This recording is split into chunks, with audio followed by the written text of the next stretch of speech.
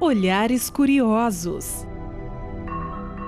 brincadeiras e sorrisos distribuídos para todos que a rodeiam. Quem vê essa bebezinha de apenas 1 aninho andando, não imagina o tamanho da força que possui e o grande milagre que ela se tornou.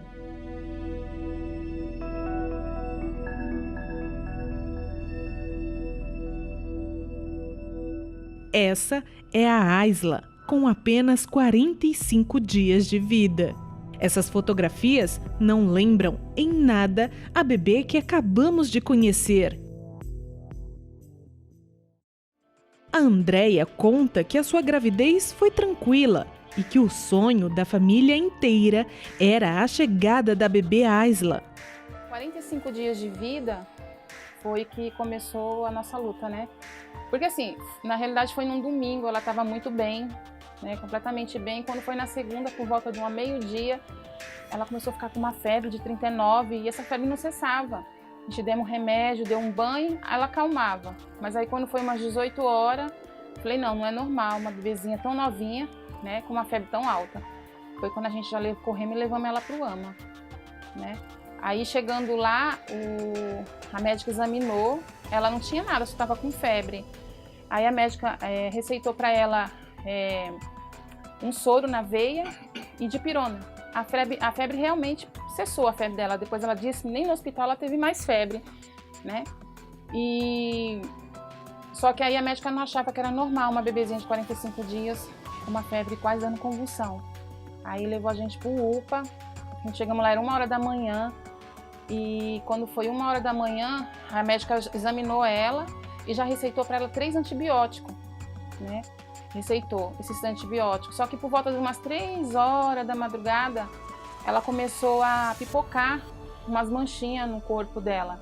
Eu chamei a enfermeira veio, analisou ela, chamou o médico muito discretamente veio, olhou ela e depois a enfermeira já veio me levando para uma sala isolada. Eu fiquei sem entender nada, porque, né, de repente ela estourou aquele monte de veia no corpo. Aí foi que a enfermeira falou para mim que ela estava com uma doença contagiosa, que ia chamar o médico para conversar. Aí o médico veio para conversar com a gente e foi uma situação assim muito, muito triste, né? Porque a gente não esperava, a gente sonhou tanto com ela, né? Ela realmente era um sonho da gente. E o médico chegou em mim e falou assim: mãezinha, a sua filha está com uma doença contagiosa, daqui 3 horas ela vai morrer. A doença que acometeu a pequena possui um nome difícil de ser pronunciado, meningococemia, e segundo a medicina, é fatal. Dali, o médico já incubou ela, fizeram uma mini UTI para ela, porque eles tiveram que tirar o teste da coluna para saber se não era a meningite bacteriana, né? E também foi uma cena horrível que ficou na minha cabeça. E aí dali eles entubaram ela e ela começou a inchar. Ela era miudinha, só que ela inchou, ela ficou igual um bebê de 5, 6 meses. As mãozinhas dela pareciam assim uma luva de boxe, sabe? De tanto inchado que ela tava. Aí eu fiquei desesperada. Eu não pensava mais em nada, eu só chorava. Meu marido estava comigo o tempo todo, né? Então eu chorava muito e ao mesmo tempo que eu orava eu ficava desesperada, né?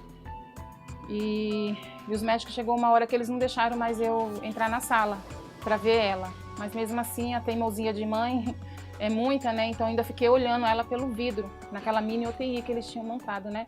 Já em desespero e com a filha desenganada, essa mãe viu a situação da bebê piorar. Em 4 dias o rostinho dela começou a necrosar.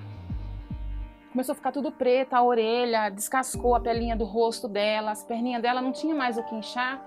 E como não tinha mais o que inchar, começou a sair pus, né? Aquela casca, como se fosse uma queimadura, muito horrível de se ver. Foram 2 bactérias que foram direto para o sangue, né? E uma dessas bactérias é o choque séptico, que é a infecção generalizada e o rins dela parou de funcionar completamente.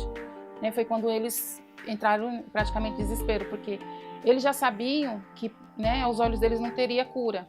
O poder de Deus, a fé absoluta e uma mãe certa do mover de Deus na vida da sua bebê.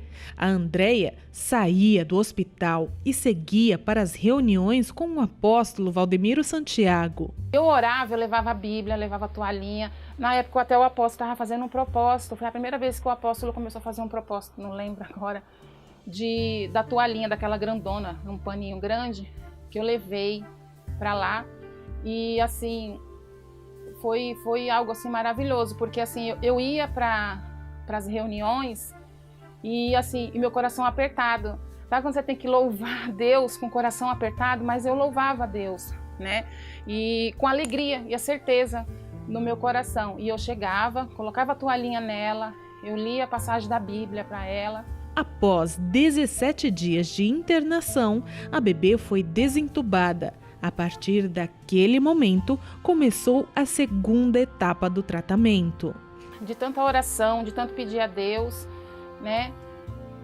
Deus curou a minha filha, né? Ele curou ela. Isso era, assim, dava para ver nela. E os médicos falavam que ela poderia não andar.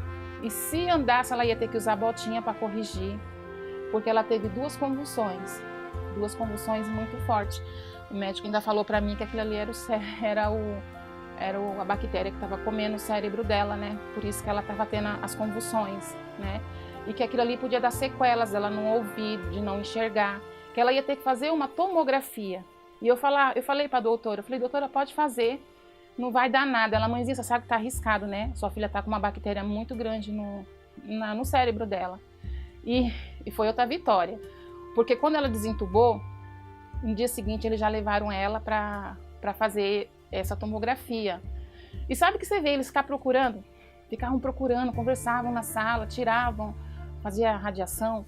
E aí quando que eu saí da sala, que eu já ia levar ela de novo pro quarto, aí a médica falou, mãezinha, não tem nada. O cérebro dela tá limpinho, não tem nada. Eles não conseguiram entender, mas eu sabia todo o tempo que era a glória de Deus, né? Após um mês, a Aisla retornou para casa, totalmente curada, cheia de saúde. E para testemunhar o milagre, a Andréia foi até a cidade mundial do Sonho de Deus, sede Santo Amaro. É um milagre ou não é? É um milagre, olha lá. Quando eu dei o depoimento, falei para o apóstolo, foi uma emoção muito grande, né? Porque você testemunhar para o mundo todo o que Deus fez na vida do seu filho, da sua filha, é muito grande. É muito grande. E eu acredito que isso é um privilégio para poucos, né? Não que Deus não permita, né? Deus permite, mas é um privilégio para poucos dar testemunho, né? E eu fiquei muito feliz. E quando eu vi a minha filha, com 9 meses, dando os primeiros passinhos, nossa, eu fiquei muito feliz, uma bebezinha.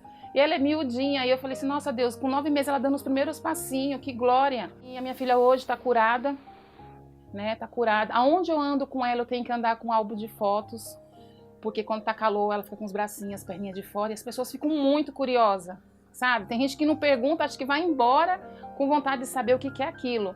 E aí quando chega e fala, e eu falo o testemunho, até então eu não tenho mostrado as fotos.